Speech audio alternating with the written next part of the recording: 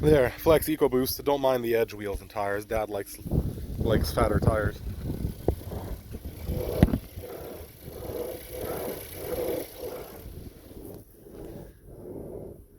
Any idea what can cause that? It's the strangest thing.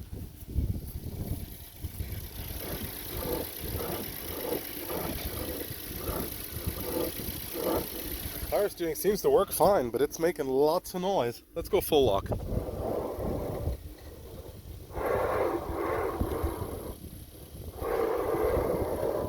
Yeah, I wonder if it's maybe just rubbing somewhere. I doubt it.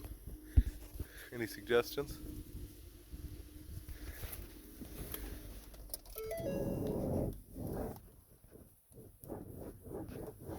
So now the car is off. It doesn't seem to be an assist issue though, so it's not the motors. There's something else in the rack. So the electric part of it seems to work fine. Wonder what it is.